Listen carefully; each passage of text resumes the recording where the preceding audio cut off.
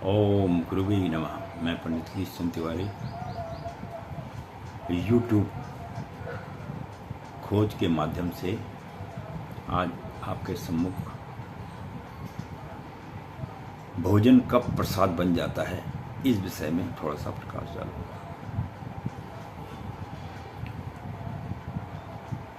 सभी परिवार में लोग भोजन आदि का सेवन तो करते ही हैं, लेकिन परिवार में कुछ लोग ऐसे होते हैं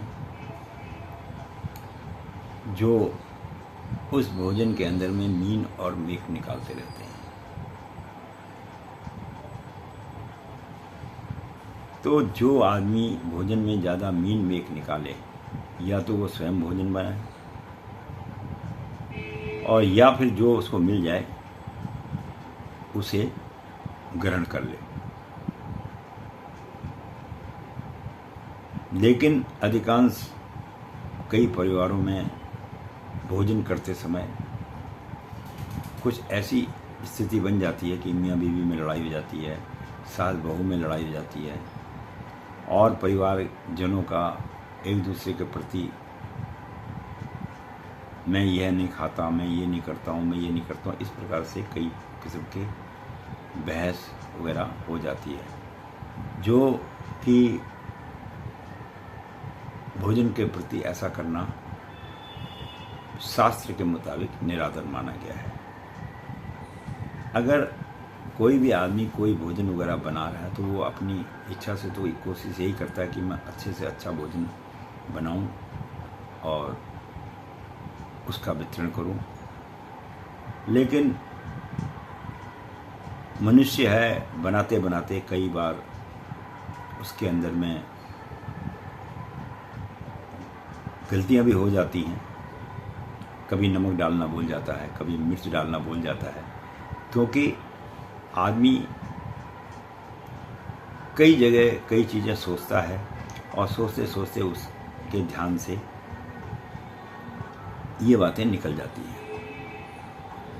तो अब हमारा जो यहाँ पर प्रश्न है कि भोजन को ग्रहण करते समय इस तरह की बात नहीं करनी चाहिए, वो क्यों नहीं करनी चाहिए, उस विषय में हम आते हैं। भोजन जब आपको किसी आदमी घर में या कहीं भी मिलता है तो उसमें मेन मीख निकालने के बजाय, अच्छा है ठीक नहीं है कहने के बजाय, उसको प्रसाद रूप में ग्रहण करना चाहिए।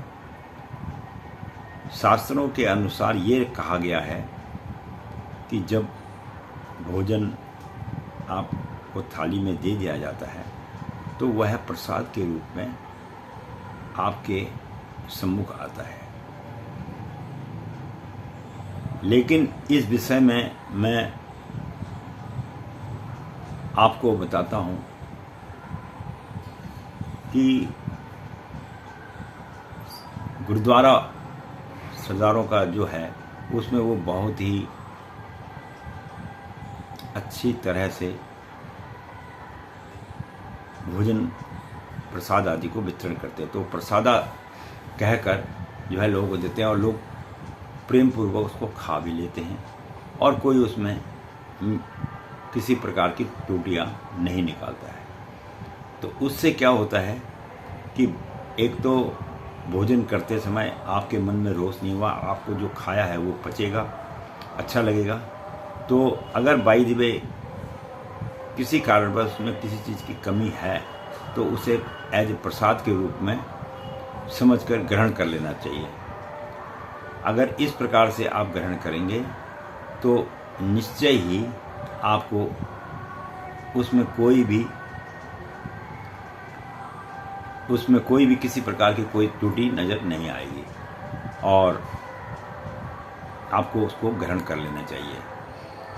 और उससे जो है शांति बनी रहती है, घर में भी बाहर में भी, और उसको प्रेम के साथ खाना चाहिए।